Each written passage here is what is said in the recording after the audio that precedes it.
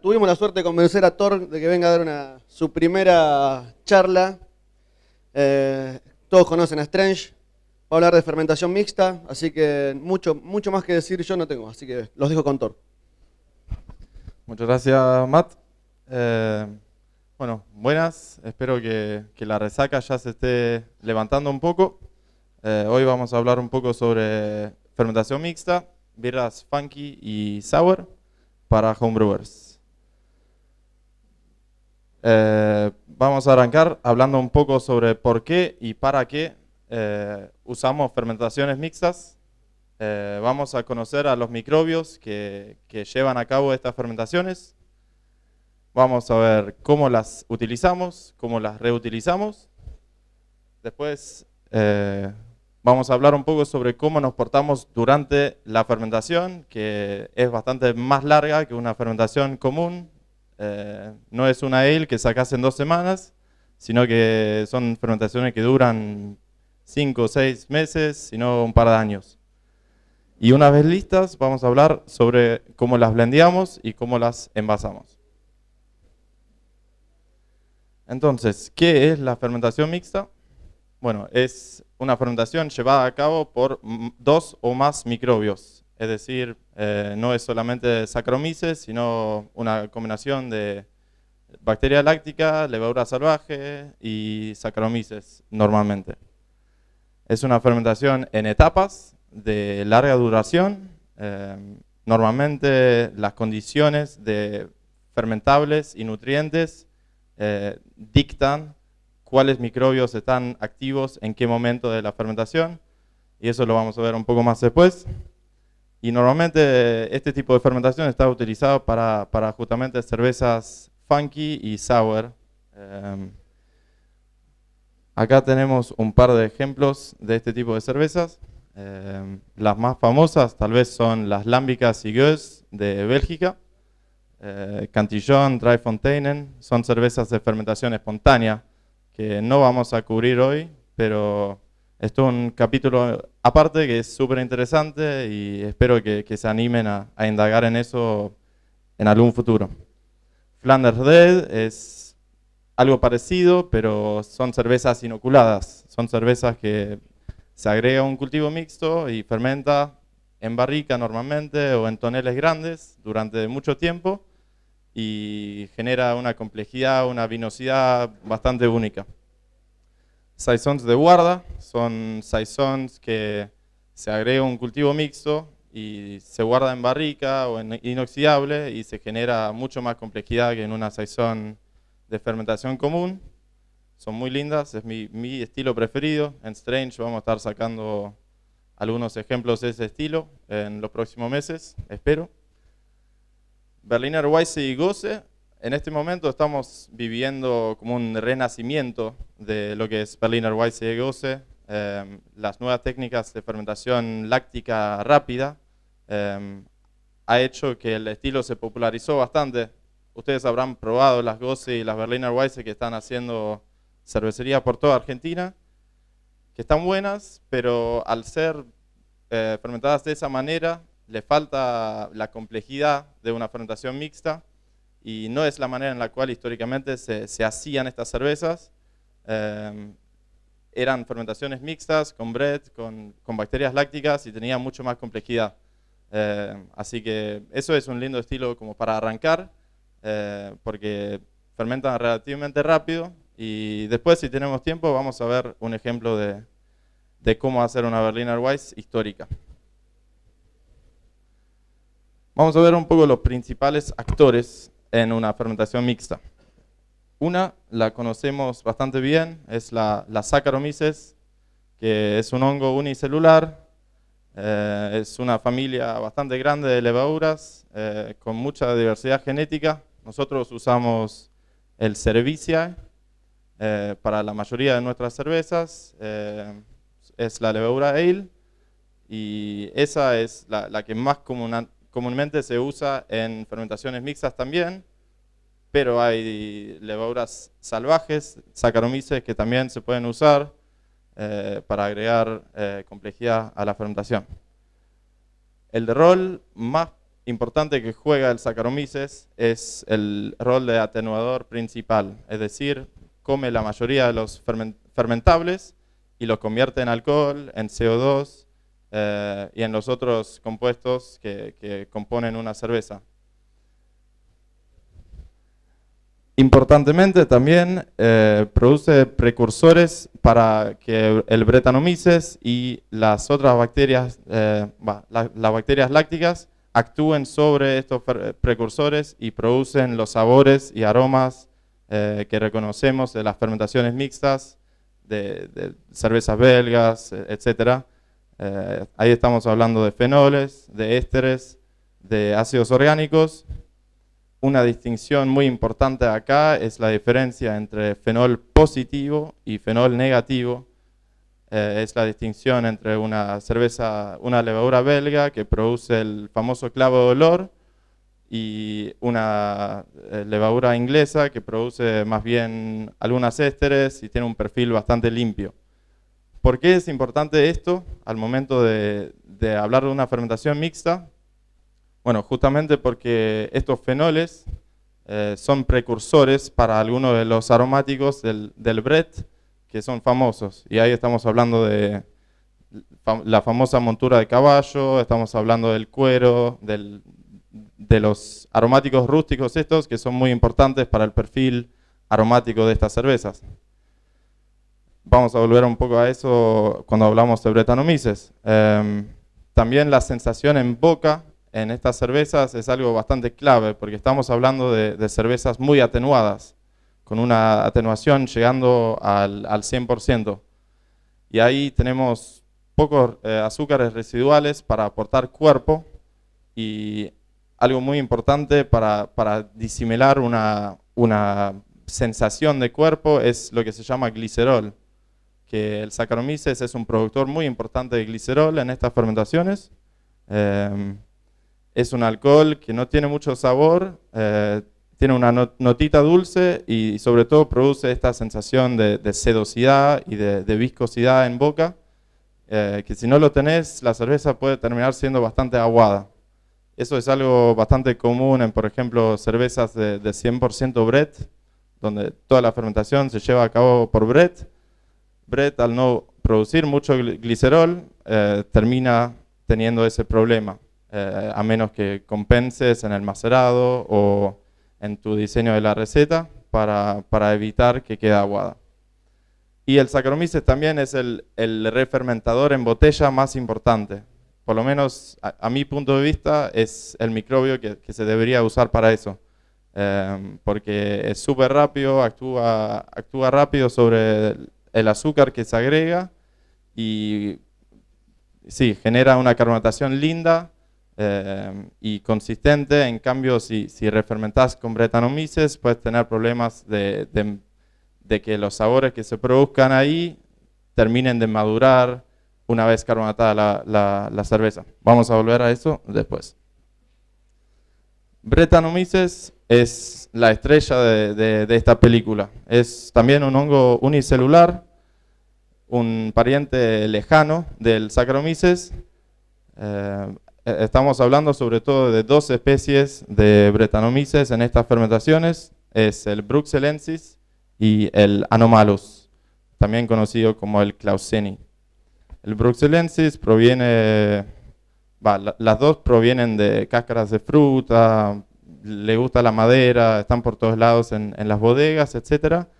Pero el Bruxellensis es el que sobre todo produce los sabores y aromáticos rústicos de las lámbicas, de la Flanders Red, mientras el Anomalous se aisló de barricas de Old Ale y Stock Ale inglesa y da más notas a cuero, alguna frutadita, pero son un poco más amigables normalmente.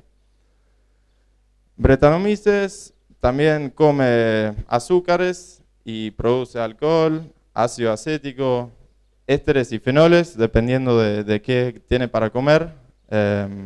Tiene la capacidad de decomponer cadenas largas de carbohidratos y convertirlos en azúcares fermentables, lo cual hace que tiene el potencial de ser súper atenuante.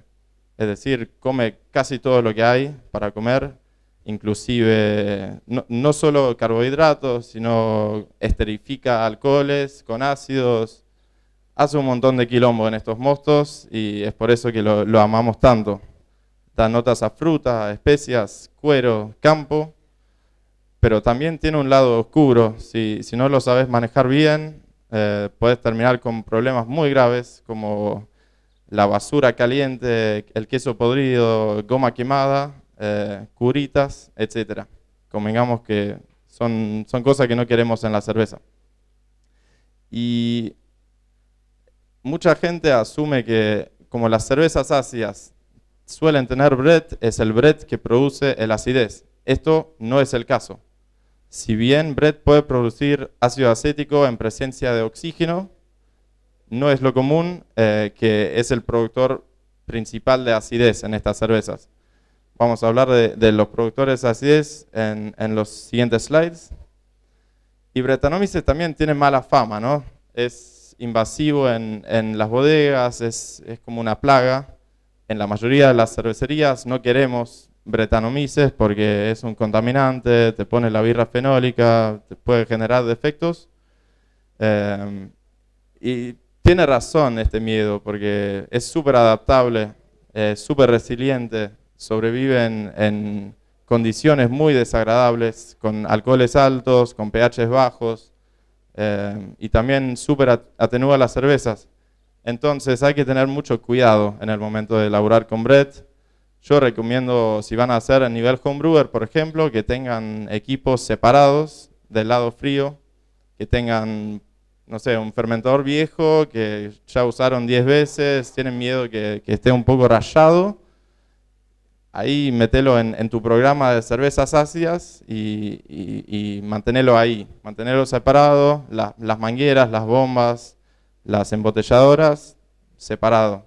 Es la mejor práctica. Lactobacillus es una bacteria, no es un hongo. Hay un par de especies que se suelen usar para este tipo de cervezas. El Lactobacillus brevis, el Plantarum, el del Brecky, son de los más comunes. Produce primordialmente ácido láctico. Tiene otros compuestos también que produce, pero por lo general es eso.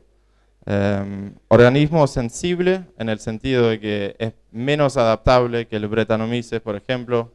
Tolera un rango menor de temperatura, tolera un rango menor de graduación alcohólica, por lo general, hay excepciones, y es súper inhibido por el lúpulo, lo cual es una herramienta muy importante para nosotros al momento de dirigir la dirección de la fermentación mixta.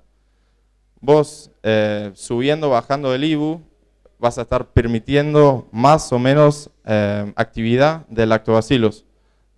Así que si vos querés que el Saccharomyces y el Brettanomyces sea favorado durante la primera parte de la fermentación, vos podés agregar más IBUs y esperar a que baje la carga antimicrobiana con el tiempo, con la oxidación de los alfácidos, y recién ahí vas a tener la actividad del lactobacillus empezando a suceder. Puede producir algunos defectos también el lactobacillus, como el diacetilo, como el THP. Las tetrohidropiridinas es igual de dolor de cabeza pronunciarlo como tenerlo en tu birra. Algunos amigos míos van a saber que yo odio este compuesto con todo mi alma. Soy muy sensible. Es un compuesto que se encuentra en muchos productos cereales. Y para mí da mucho tortilla de maíz, da tipo cereales de desayuno, pero no para bien, tipo sucio, malo, te destruye la birra. Y en cantidades grandes he escuchado acerrín de rata o jaula de hámster, etc. Convengamos que no lo querés en tu birra. Y por ejemplo, en las cervezas lámbicas, este no es el productor principal de acidez, justamente por su falta de resiliencia. Más bien es el Pediococcus que produce acidez en estas birras porque suelen tener mucho lúpulo, entonces queda totalmente inhibido el lactobacillus y y el Pediococcus es el que domina. También es una bacteria anaeróbica, el Pediococcus. El Damnosus es la especie más común en cervezas ácidas. Es un productor muy importante de ácido láctico. Si vos tenés un cultivo de Pediococcus súper fuerte y activo, puede producir demasiado ácido láctico, bajarte el pH a cerca de 3 o por debajo de 3 y vas a tener una birra no muy agradable que vas a tener que blendear. También es un generador bastante importante de diacetilo, que tampoco es un compuesto que queremos en las cervezas, por lo cual siempre se acompaña con Brett. Es muy importante, si vos estás usando Pediococcus, que estás usando Brett también. ¿Por qué? Porque Brett, al igual que Pediococcus, sobrevive hasta las últimas fases de la fermentación mixta. Entonces, cuando Pediococcus empieza a producir diacetilo, necesitas a un organismo para limpiar ese diacetilo. Y ahí Brett es tu mejor amigo. Pediococcus también produce algo que se llama exopolisacáridas o EPS, que se ve un poco como esto. Genera estas cadenas largas de carbohidratos y genera una viscosidad nefasta en la cerveza que no se va a menos que también tengas Brett presente o que esperes mucho tiempo. Se llama la fase enferma de la fermentación con Pediococcus y por más que es medio espantoso verlo, con el tiempo se va. No suele ser un problema muy grave. Pediococcus también es menos intolerante al lúpulo que el Lactobacillus. Es más resistente y invasivo en casi todos sentidos. Es un riesgo más grande de tener en tu cervecería que el Lactobacillus, justamente porque se banca casi todo. Entonces hay que tener cuidado con el Pediococcus también. Tiene una reputación de ser lenta y yo no sé si estoy del todo de acuerdo con eso. Si vos tenés una concentración de células muy alta y muy activa y lo inoculás en un mosto que tiene fermentables, que tiene nutrientes, vos vas a ver una rápida producción de Pediococcus, de ácido láctico y una bajada de pH muy rápida. Así que depende todo de la fuerza de tu cultivo.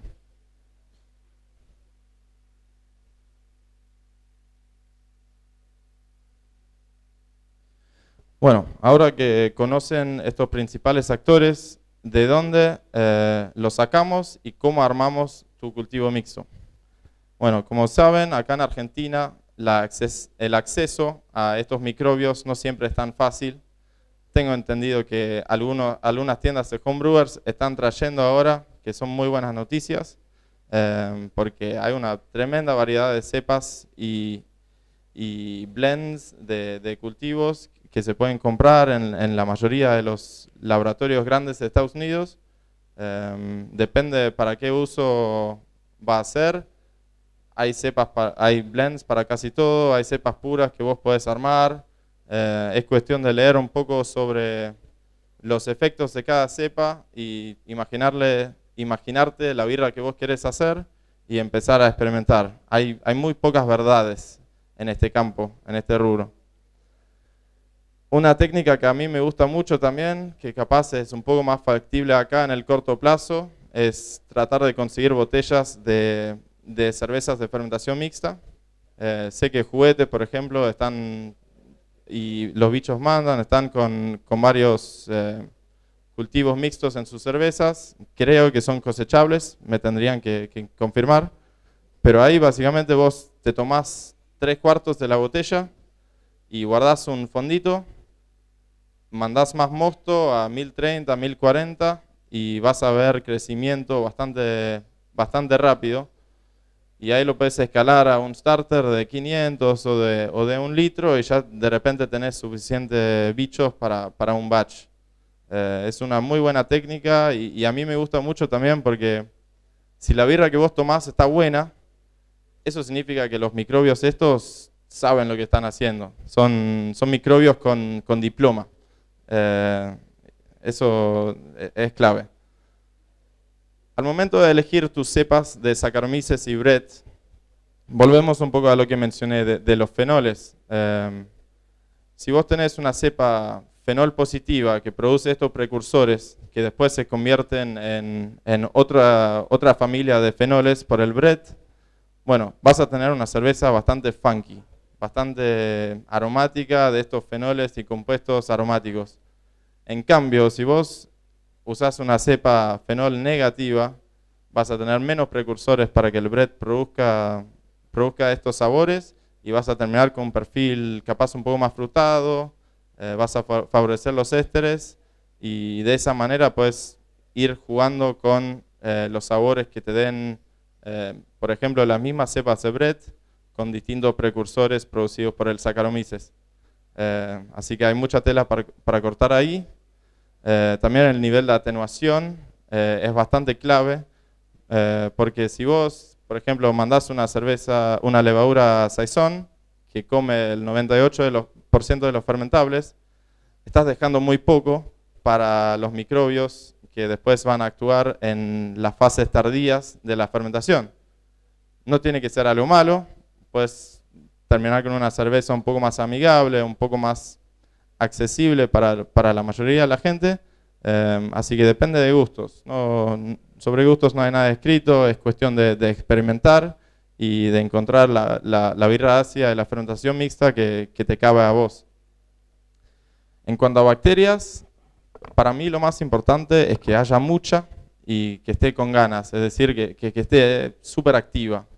Hacerle un starter, no ponerle lúpulo, incubarla en caliente para que favorezca el crecimiento de bacterias y dejar que haya un montón. Recién ahí vas a poder contar con que va a producir acidez en algún momento. Y por lo general creo que es una buena regla eso. Cuanto más sano y más abundante está el starter, mejor. Es difícil pasarse en nivel homebrewer, obviamente. No te zarpes, no te mandes un starter de 10 litros para un batch de 20, pero es una buena estrategia por lo general. Y después, ¿cómo la inoculamos, esta cultura mixta? Yo soy partidario de la técnica de todos los chicos a la pileta, es decir, una vez que produciste tu mosto con la composición de azúcares y la cantidad de lúpulo que vos querías, tirás todo. Tirás un cultivo fuerte de bacterias, Brett, Saccharomyces, todo, y a la mierda. Ahí vas a tener una fermentación bastante rápida, donde la secuencia de las fermentaciones distintas que ocurren, primero la fermentación de Saccharomyces, Brettanomyces, después la fermentación con lactobacilos o pediococcus, va a suceder más o menos naturalmente. O sea, vas a más o menos aproximar lo que está sucediendo en una fermentación espontánea, por ejemplo. Y el otra alternativa es, primero, el Saccharomyces y el Brettanomyces, dejar que produzca el perfil aromático y después... bueno. Estamos sin gráfica. Ahí va. ¿Qué estaba diciendo? Sí, primero inocular Saccharomyces y Brett, crear un perfil aromático y después tirar los bichos para crear acidez. Ahí también tenés la chance de frenar la fermentación láctica agregando un dry hop, por ejemplo, inhibiendo la producción de ácido, que es una técnica que no solo funciona para eso, sino que también te aumenta la retención de espuma, que es bastante problemático en muchas de estas cervezas. En definitiva, las dos técnicas pueden producir buenas cervezas. Hay cervecerías que hacen una y hacen birras tremendas, hay cervecerías que hacen la otra, que hacen birras tremendas, hay cervecerías que hacen las dos, nosotros inclusive, pero yo prefiero tirar todo. Yo siento que el carácter es por lo general más frutado, desarrolla los sabores correctos más rápido y madura mejor. No tengo una explicación científica para eso, pero yo me quedo con esa. Vamos a hablar un poco sobre los peligros para el incipiente cervecero ácido. Como en cualquier cerveza, el oxígeno es tu enemigo mortal. Es decir, si vos estás con fermentadores de plástico, si vos estás con equipos medio rústicos, tenés que hacer todo lo posible para que no entre oxígeno. Una microoxidación está bueno para que el bread funcione. Puede producir un poquito de ácido acético que agrega complejidad. Y ahí está bueno. Pero si vos te pasás de oxígeno vas a tener muchos problemas. Con el THP, con el ácido acético, no solo producido por bread, sino por Acetobacter, bacteria de vinagre, va a convertir a tu cerveza en un vinagre intomable. El acetato de etilo, que es el éster producido por etanol junto con ácido acético, que es el famoso solvente, en cantidades chicas, buenísima, frutadita y ananá, pera, etc. En cantidades grandes, limpiador de uñas y solvente y todo mal. Tenés que tirar la cerveza. El calor excesivo también es un factor. Vos vas a querer mantener la temperatura de fermentación bastante, temperatura de ambiente, 20, 25 grados como mucho, justamente para evitar la producción de ácido acético y para evitar el estrés de levaduras.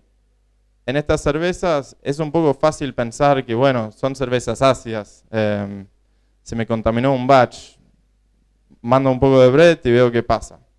No, no es la manera de hacer cerveza ácida, tal como no es la manera de hacer cerveza limpia. Vos tenés que tomar decisiones conscientes y evitar, por ejemplo, el estrés de levaduras. El manejo de una cerveza limpia son las mismas técnicas que vas a querer usar en cervezas de fermentación mixta. Buenas prácticas son buenas prácticas. Otro problema bastante común es con bichos débiles. Mucha gente compra un tubo de White Labs y lo tira en un mosto capaz con lúpulo y espera que se produzca acidez. Pero los microbios que vos comprás a un laboratorio no son vigorosos, no son activos. Para que se fortalezcan y para que se adapten a tu cervecería, tenés que hacer starters, tenés que reutilizarlas mucho y con el tiempo recién vas a poder generar microbios robustos que producen los resultados que vos querés en tiempo y forma. Y el peligro más grande capaz es el manija. Vos, si no sos paciente al momento de hacer estas cervezas, estás sacando un montón de muestras y compartiendo con todos tus amigos y es probable que se te va a generar un headspace muy grande en tu fermentador, es probable que vas a terminar metiendo algún bicho sin querer y es muy probable que la cerveza que vos laburaste 8, 9, 10 meses para producir se cague en el último paso. Así que tengan paciencia, clavá el fermentador en una esquina y olvídate y probala cada 6 meses y después cuando sentís que está cerca, ahí la puedes probar un poco más seguido y cuando está lista, vos sabés que está lista. Finalmente, vamos a hablar un poco sobre blendeo, envasado y refermentación de estas cervezas. La perfección en estas fermentaciones es bastante irrealista. La noción de que vos inoculás un fermentador con un mosto perfecto y vas a saber lo que va a pasar, en realidad no va a pasar en nivel homebrewer sobre todo, pero tampoco en las grandes ligas. Hay tantos variables, tantos factores que juegan un rol que vas a terminar con, por ejemplo, una cerveza que desarrolló mucho carácter a bread, pero le falta acidez. Bueno, ahí la herramienta más clave que tenemos es el blendeo, que es lo que se usa por todas las cervecerías que producen cerveza ácida del mundo. Es la clave. Y lo negativo de esto es que cuanto más cerveza tenés para blendear, mejor.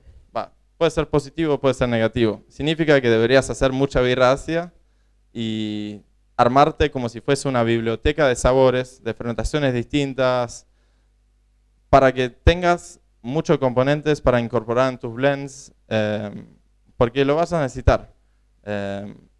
Siempre apuntando a buscar el balance, no los extremos. Como en las birras lupuladas, por ejemplo, no es una competencia de hacer la birra más amarga, o en este caso la birra más ácida. No, vos querés hacer una birra tomable, compleja, con balance, y el blend es clave para lograr esto.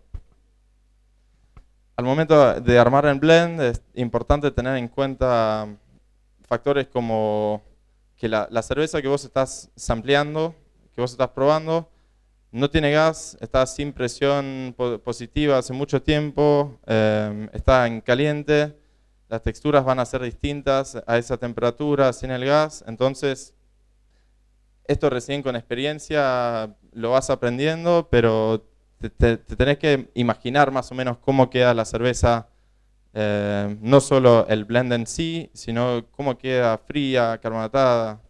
La carbonatación, en definitiva, aumenta la percepción de acidez. CO2 en solución es ácido carbónico. Entonces, sí, hay un montón de factores y variables y vas a tener que experimentar y ver cómo te gusta a vos armar tus blends. Densidad estable es bastante importante al momento de tomar la decisión de envasar tu cerveza, porque, como mencioné, estas levaduras son muy atenuantes. Entonces, si vos estás considerando embotellar una birra que tiene 1010 de densidad, lo más probable es que falte bajar un par de puntos, o si no, bastantes puntos. Entonces, yo recomiendo que por lo menos por un mes tenga una medición de densidad estable. Si son 2 meses, mejor.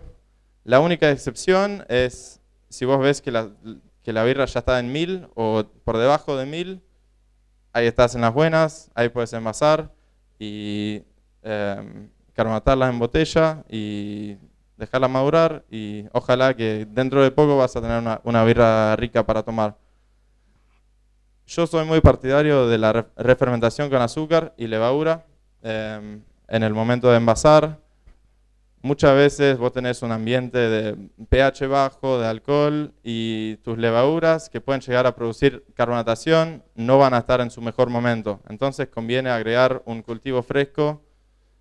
A mí me gusta usar levadura de vino o levadura de champagne porque dan un perfil bastante limpio, que no te va a cambiar tanto el perfil de la birra que vos ya produciste, pero también se puede usar Brett. De hecho, es bastante común también. Lo que sí va a pasar ahí es que te puede tocar un periodo de maduración más larga, porque ahí se pueden llegar a producir más fenoles o más ésteres o algunos sabores medio raros que necesitan tiempo para redondearse. También una buena técnica para evitar que termines con lo que se llama terminal acid shock, que es cuando tu levadura se niega a refermentar tu cerveza por pH bajo, por graduación alcohólica alta, es hacer un acid shock starter, que es un starter donde agarras la mitad de tu cerveza ya fermentada y la mitad de un mosto de 1030, 1040 para ir aclimatizando la levadura a este ambiente medio hostil. Y ahí vas a tener mucho mejores resultados, una refermentación más rápida, carbonatación más consistente y menos off flavors producidos. Y como mínimo deberías dejar madurar la botella un mes. Yo recomendaría tener paciencia en este paso también y dejar 3, 4, 5 meses, guardar unas botellas para el año y ver cómo viene desarrollando, porque realmente es mágico cómo van cambiando estas cervezas con el tiempo. Y bueno, si tenemos tiempo, puedo compartir cómo yo haría una Berliner Weisse histórica, arrancando con una densidad original de 1029 a 1032, utilizando hasta un 70% de trigo malteado para justamente para evitar que la birra quede aguada, para que tenga una linda textura. Y para que haya un montón de precursores, ácido ferúlico, etcétera, para generar unos lindos caracteres fenólicos. Un 30% de malta pilsen, y en este caso yo iría sin lúpulo. ¿Por qué sin lúpulo? Porque es una cerveza que vos querés que fermente relativamente rápido y que desarrolle una acidez limpio y fuerte por medio de lactobacilos. Entonces, para no inhibir el lactobacilos, lo hacemos sin lúpulo, y de última, para sumar un poco de retención de espuma y un poquito de carácter al lúpulo, le podemos tirar un dry hop al final de todo, después de que acidifica. Maceramos a 65 grados, apuntando a un mosto súper fermentable. Usamos una levadura fenol negativa, una K97 o una White Labs Sherman Ale, que produce un carácter semifrutado, pero limpio y sin fenoles, lo cual favorece la producción de ésteres en el Brettanomyces y favorece el perfil frutado, que es lo que apuntamos en una Berliner Weiss. Un lactobacillus, un Brettanomyces frutado, un Clauseni, es una buena opción. También hay cepas de Bruxellensis que tienen fama de ser muy frutadas y tirar frutas tropicales, fruto de carozo, etc. Son buenas opciones también. Un lactobacillus limpio y robusto, es decir, un cultivo de, por ejemplo, Brevis, ya estarteado, ya robusto, ya activo. Y en esta cerveza era común no hervirla. Y eso te produce una maltosidad distinta, de hecho te ayuda a la retención de espuma. Entonces yo recomiendo que pastoricen el mosto llevándolo más o menos a 100 grados, a 98, y directamente enfriar y mandarlo al fermentador. Otra técnica para ayudar a la retención de espuma es bajar con ácido a 4,5 antes de inocular, pH 4,5. Ahí puedes usar cítrico, láctico, fosfórico, lo que vos quieras. Y ahí desactivás las enzimas de lactobacilos que degrada tus proteínas que forman la espuma, y vas a terminar con una cerveza con mejor aspecto, con mejor espuma, etc. Y ahí la dejás a fermentar a temperatura ambiente, 1 mes, 2 meses, ya va a estar en densidad final sí o sí. Vas a tener una cerveza livianita, ligera, súper seca, frutadita y muy linda, con una acidez refrescante. Es un deleite. Ahora en verano es un estilo impecable. Y embotellar con azúcar. Esta, siendo una cerveza de fermentación tan corta, no es estrictamente necesario agregarle levadura nueva, porque la que hay puede llegar a estar bastante activa y sana todavía. Entonces lo dejo a su criterio eso. Pero bueno, esto es una linda receta que le tengo mucho cariño. Y bueno, estamos terminando, pero para explorar un poco se puede empezar a jugar con fermentaciones de Brett y lacto, fermentaciones de Brett y pedio, bioprospecting, que es básicamente salir a la naturaleza, buscarte, no sé, un quinoto, una cáscara de ciruela, meterlo en un fraquito de mosto sanitizado o esterilizado y ver qué te da. De esa manera puedes llegar a aislar Brett, puedes llegar a aislar Saccharomyces y usar estas levaduras nativas en tus cervezas. Hay un montón de recursos que hablan sobre esto en internet. Si se animan a leer un poco, es un rubro muy interesante que se está poniendo de moda. La fermentación espontánea, obviamente, es como la última frontera. Se puede hacer en casa, es medio jodido, recomiendo que lean bastante antes de mandarse. Hay un montón de cervezas ácidas que se pueden hacer con frutas, se puede hacer con dry hop. De hecho, la primera que saca Strange, ahora ojalá para Año Nuevo, va a tener un dry hop y va muy bien en birras ácidas. Y bueno, después leer American Sour Beers, Wild Brews. Hay un grupo en Facebook que se llama Milk the Funk, que es buenísimo, donde cerveceros profesionales y homebrewers muy manijas comparten información. También tiene un wiki que tiene toda esta información que les tiré y 1000 páginas más. Sour Beer Blog es uno bastante bueno y Mad Fermentationist. Y bueno, ahí concluimos la charla. Muchas gracias por escuchar y si tienen preguntas, acá estoy.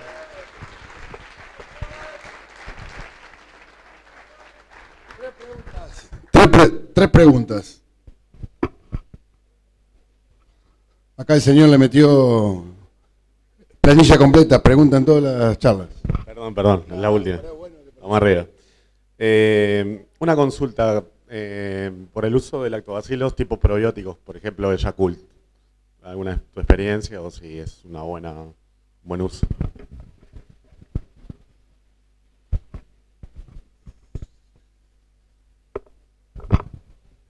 Sí, los probióticos es una buena fuente de lactobacilos. La tendencia es que son cepas que no están acostumbradas a fermentar mosto, entonces recomiendo que hagas un starter y que ves si acidifica rápido, obviamente sin lúpulo, incubarlo unas 48, 72 horas a una temperatura un poco elevada y ver si te da un lindo de acidez. Si te gusta el perfil, va como piña, pero también van a soler tener muy poca tolerancia al lúpulo. Entonces, por lo menos las primeras birras, que las hagas sin lúpulo con un máximo de 5 IBUs.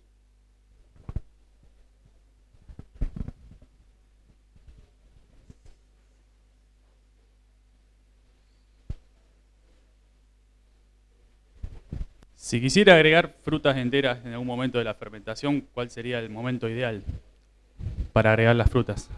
Digamos, tipo mora, cereza, como una kriek.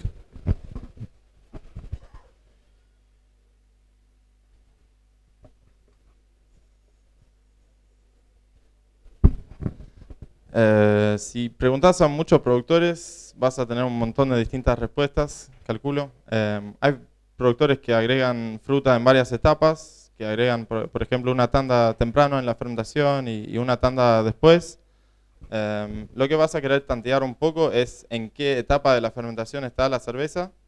Te vas a querer asegurar, en la mayoría de los casos, que haya Brettanomyces o Saccharomyces activa todavía, es decir, bastante temprano en la fermentación, porque si no, todos esos azúcares que vos estás agregando van a ir directo a la bacteria láctica y si te falta acidez, eso te puede venir bien, pero si ya tenés una birra bastante ácida y mandás más fruta, más fermentables que se convierten directo en ácido y terminás con algo intomable. Así que sí, depende.